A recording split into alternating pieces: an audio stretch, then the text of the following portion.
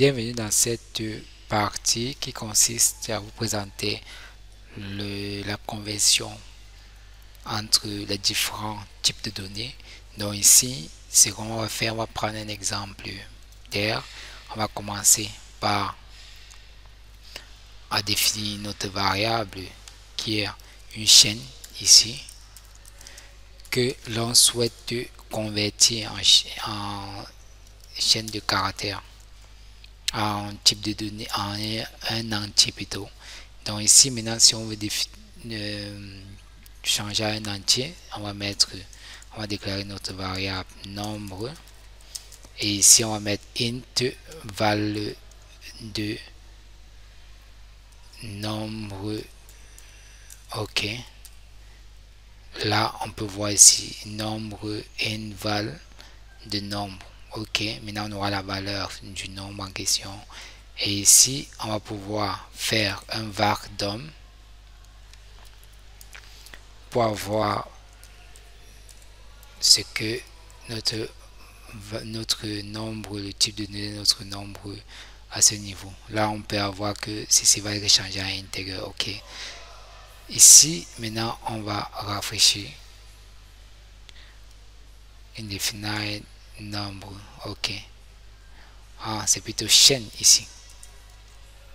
Ok, et là on voit que c'est un int maintenant qui a valeur 123. Ok, maintenant si on met un autre caractère qui est autre que les chiffres ici, qu'est-ce que ça doit faire? Là on voit bien que on a toujours notre 123, et si on met un autre chiffre entre ceci, qu'est-ce que ça fait? On a notre 12. Donc ici on constate que ça s'arrête là où il ne voit plus de chiffres. Donc si c'était une chaîne de caractères normale, il devait mettre plutôt 0. Ok, donc là on a une information cruciale, ça ce qui concerne la conversion d'une chaîne de caractères vers un entier intérieur. Ok, maintenant on va continuer avec la conversion vers un fichier, vers un nombre à virgule flottante. Donc pour les nombres à virgule flottante, qu'est-ce qu'on fait? On va mettre ici le point, voilà, et on va mettre plutôt un int, on va plutôt mettre un float, plutôt float val. Ok, et là on va voir quel est le rendu par rapport à cela. Ok, là on voit bien que maintenant c'est un float de 12.3. ok, on va continuer maintenant avec la conversion du chaîne de caractères, conversion vers une chaîne de caractères. Bon, ici qu'est-ce qu'on va faire? On va laisser ceci tel qu'on voit là. On va définir que ceci c'est un nombre, et ceci c'est une chaîne, et ça c'est un nombre. Et maintenant pour convertir, on va mettre strval. Cela va nous permettre de convertir un nombre, et on met ici chaîne. On va voir le rendu. Ok, ici on voit bien que c'est un string 4 de ceci. Là on voit réellement que on a 4 valeurs à l'intérieur, d'où ceci, parce que même le point c'est compté comme une valeur. On peut laisser aussi pareil comme ça. Ouais, maintenant que c'est 3. Ok, maintenant je vais vous montrer un autre style de conversion, qui est la conversion implicite, qui consiste à convertir que ce soit une valeur d'une variable d'un type de données, peut-être int, avec une autre variable d'un type de données de chaîne de caractères, et on va voir le rendu. Donc ici ce qu'on va faire, c'est de venir déclarer, on a déclaré notre variable ici qui est un nombre. Maintenant on déclare notre variable qui est une chaîne, et on va dire que cette chaîne-ci a valeur ABC par exemple. Et maintenant ce qu'on va faire maintenant, c'est de donner un résultat en concaténant le nombre que vous voyez ici plus la chaîne de caractères et on va faire un var dump du résultat et vous allez voir que cela va faire une conversion en string.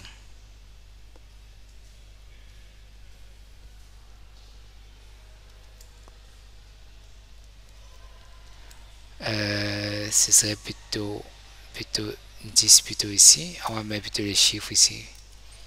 Oui, parce que s'il fallait convertir, on va être obligé de convertir d'abord avec le streval. Oui. Et là, on voit que ça a été converti avec succès. Cela en int ici. Comme on peut le voir, dans une conversion d'une chaîne de caractères à un int. Et là, ça fonctionne sans problème.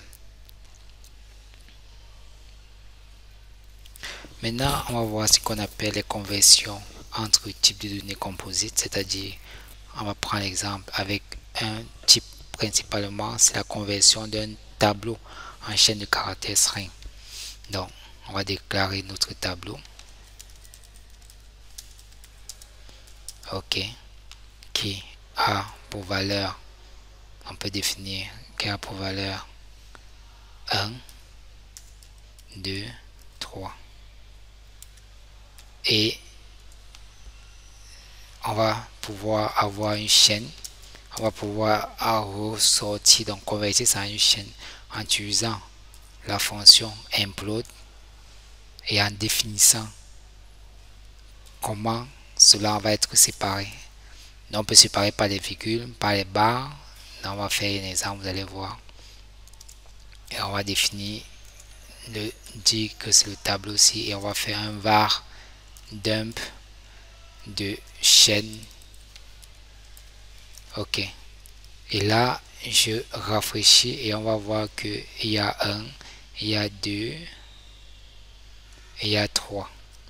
OK. Donc ici, on a le tableau, comme on peut le voir ici. On a la chaîne ici.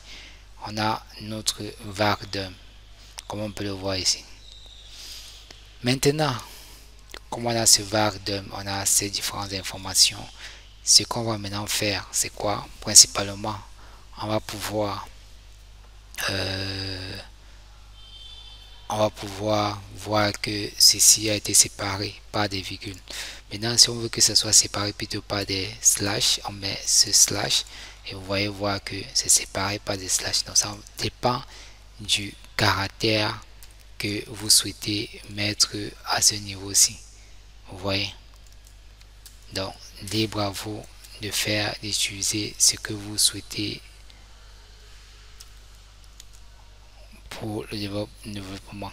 Maintenant, on va passer à un dernier type de conversion, que la conversion d'une chaîne de caractères à un tableau. Donc, ce qu'on va faire, on va supprimer ceci. On va définir notre chaîne de caractères et on va dire OK, on va convertir ça à un tableau.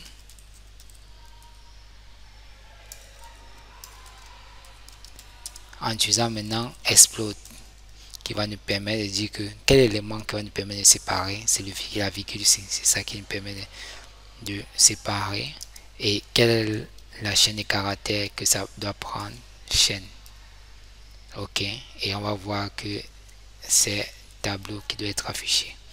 On va rafraîchir, vous voyez que il y a notre tableau ici, premier tableau string et qui a pour valeur 1, deuxième tableau à la position 2, donc identifiant 1 ici qui a pour caractère 2, ainsi de suite.